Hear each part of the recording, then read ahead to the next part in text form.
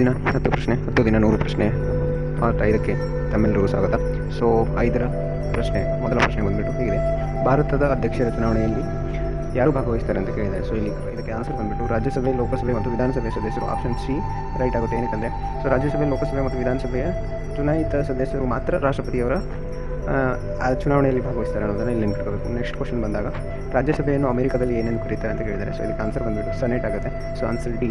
So next question ಬಂದುಬಿಟ್ಟು ರಾಷ್ಟ್ರಪತಿ ಕಲೆ, ವಿಜ್ಞಾನ, ಸಾಹಿತ್ಯ, ಸಮಾಜ ಸೇವೆಗೆ ಸಂಬಂಧಿಸಿದಂತೆ ಎಷ್ಟು ಮಂದಿಯನ್ನು ರಾಜ್ಯಸಭೆ ಸದಸ್ಯರನ್ನಾಗಿ ನಾಮಕರಣ ಮಾಡ್ತಾರೆ ಅಂತ ಕೇಳಿದ್ದಾರೆ. ಅಂದರೆ ರಾಜ್ಯಸಭೆಗೆ ರಾಷ್ಟ್ರಪತಿಯವರು ಎಷ್ಟು ಜನರನ್ನು ವಿವಿಧ ಕ್ಷೇತ್ರಗಳಲ್ಲಿ ಮಾಡಿರುವ ಸಾಧನೆ ಮೂಲಕ ಆಯ್ಕೆ ಮಾಡ್ತಾರೆ ಅನ್ನೋದನ್ನು ಕೇಳಿದ್ದಾರೆ. ಇದು ಬಂದುಬಿಟ್ಟು ಇದಕ್ಕೆ ಆನ್ಸರ್ ಎ ಆಗುತ್ತೆ. ಸೊ 12 ಮಂದಿ ಜನರನ್ನು. ಸೊ ರಾಷ್ಟ್ರಪತಿಯವರು ಎಷ್ಟು ಜನರನ್ನು ಆಯ್ಕೆ ಮಾಡ್ತಾರೆ ಅನ್ನೋದು ಕಾಮೆಂಟ್ ಬಾಕ್ಸಲ್ಲಿ ಕಮೆಂಟ್ ಮಾಡಿ. ಸೊ ನೆಕ್ಸ್ಟ್ ಕ್ವಶನ್ ಬಂದುಬಿಟ್ಟು ರಾಜ್ಯ ನೀತಿ ನಿರ್ದೇಶಕ ತತ್ವಗಳು ಬ್ಯಾಂಕಿನ ಅನುಕೂಲಕ್ಕೆ ಅನುಗುಣವಾಗಿ ಪಾವತಿಸಬೇಕಾದ ಬ್ಯಾಂಕಿನ ಚೆಕ್ ಅಂತೆ ಅಂತ ಈ ಹೇಳಿಕೆಯನ್ನು ನೀಡಿದವರು ಯಾರು ಅಂತ ಕೇಳಿದ್ದಾರೆ.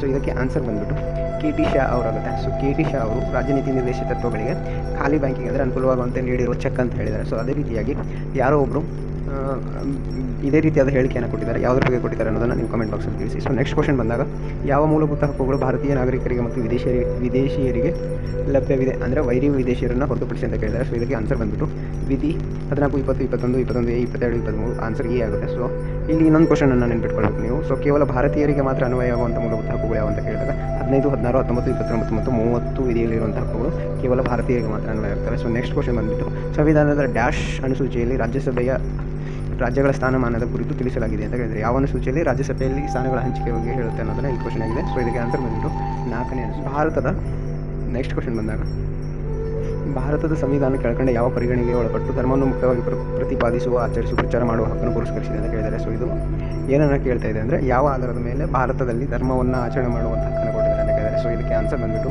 2 ಆಗುತ್ತೆ. ಸೊ ನೈತಿಕತೆ ಆಧಾರದ ಮೇಲೆ ಇದನ್ನು ಕೊಟ್ಟಿದ್ದಾರೆ ಅನ್ನೋದನ್ನು ನೆನಪಿಟ್ಕೊಳ್ಳಿ. ಸೊ ನೆಕ್ಸ್ಟ್ ಕ್ವಶನ್ ಬಂದುಬಿಟ್ಟು ವಿಧಾನಸಭೆಯಲ್ಲಿ ಧರ್ಮವನ್ನು ಆಧರಿಸಿ ಒಂದು ಸ್ಥಾನವನ್ನು ಮೀಸಲಾಗಿ ಹೊಂದಿರುವ ರಾಜ್ಯ ಯಾವುದಂತ ಕೇಳಿದ್ದಾರೆ. ಸೊ ಇದಕ್ಕೆ ಆನ್ಸರ್ ಬಂದುಬಿಟ್ಟು ಸಿಕ್ಕಿಂ ಆಗುತ್ತೆ. ಏನಕ್ಕೆ ಅಲ್ಲಿ ಅತಿ ಹೆಚ್ಚಿನ ಬೌದ್ಧರನ್ನು ನೋಡಲಿಕ್ಕೆ ಸಿಗುತ್ತೆ. ಸೊ ಹಾಗಾಗಿ ಅಲ್ಲಿ ಬೌದ್ಧರಿಗೆ ಒಂದು ಧರ್ಮದ ಆಧಾರದಲ್ಲಿ ಒಂದು ಸೀಟನ್ನು ಕೊಟ್ಟಿದ್ದಾರೆ. ಅದಕ್ಕೆ ಸಂಘ ಅಂತ ಹೇಳಿ ಕರೀತಾರೆ ಅನ್ನೋದನ್ನು ನೆನಪಿಟ್ಕೊಳ್ಳಿ. ಸೊ ನೆಕ್ಸ್ಟ್ ಕ್ವಶನ್ ಅಂತ ಬಂದಾಗ ಸೊ ಭಾರತವು ಒಂದು ಡ್ಯಾಶ್ ಅಂತ ಹೇಳಿ ಕೇಳಿದ್ದಾರೆ. ಸೊ ಭಾರತವು ರಾಜ್ಯಗಳ ಒಕ್ಕೂಟ ಅಂತ ಹೇಳಿ ಕರೀತಾರೆ. ರಾಜ್ಯಗಳ ಒಕ್ಕೂಟ ವಿಧಿ 1ರಲ್ಲಿ ಏನಿದೆ ಅಲ್ವಾ, ಭಾರತವು ಒಂದು ರಾಜ್ಯಗಳ ಒಕ್ಕೂಟ ಅಂತ ಹೇಳಿ ಹೇಳಿದ್ದಾರೆ. ಸೊ ಭಾರತ ಅಂದರೆ ರಾಜ್ಯಗಳ ಒಕ್ಕೂಟ ಅನ್ನೋದನ್ನು ನೀವು ನೆನಪಿಟ್ಕೊಳ್ಬೇಕು. ಸೊ ನೆಕ್ಸ್ಟ್ ಕ್ವಶನ್ ಬಂದಾಗ ಲಾಸ್ಟ್ ಕ್ವಶನ್ನು ನಮ್ಮ ರಾಜ್ಯದಲ್ಲಿ ವಿಧಾನ ಪರಿಷತ್ತು ಸ್ಥಾಪನೆಯಾದ ವರ್ಷ ಯಾವುದು? ಸೊ ರಾಜ್ಯದಲ್ಲಿ ವಿಧಾನ ಪರಿಷತ್ತನ್ನು ಯಾವ ಸ್ಥಾಪನೆ ಮಾಡಿದ್ರು ಅಂದರೆ 1907ರಲ್ಲಿಯೇ ರಾಜ್ಯದಲ್ಲಿ ವಿಧಾನ ಪರಿಷತ್ತು ಸ್ಥಾಪನೆಯಾಗಿತ್ತು. ಸೊ ವಿಧಾನ ಪರಿಷತ್ತನ್ನು ಸ್ಥಾಪನೆ ಮಾಡೋಕ್ಕಿಂತ ಮುಂಚೆ ಅದು ನ್ಯಾಯ ವಿಧಾಯಕ ಸಭೆ ಅಂತೇಳಿ ಆಗಿತ್ತು. ಸೊ ಇದನ್ನು ನಾಲ್ವಡಿ ಕೃಷ್ಣರಾಜ ಒಡೆಯರವರು ಮಾಡ್ತಾರೆ. ಸೊ 4ನೇ ಕೃಷ್ಣರಾಜ ಒಡೆಯರವರು 1881ರಲ್ಲಿ ಯಾವುದನ್ನು ಸ್ಥಾಪನೆ ಮಾಡಿದ್ರು ಅನ್ನೋದನ್ನು ನೀವು ಕಮೆಂಟ್ ಬಾಕ್ಸಲ್ಲಿ ತಿಳಿಸಿ. ಇದಾಗಿತ್ತು ಇವತ್ತಿನ ಪ್ರಶ್ನೆಗಳು. ಸೊ ಧನ್ಯವಾದ.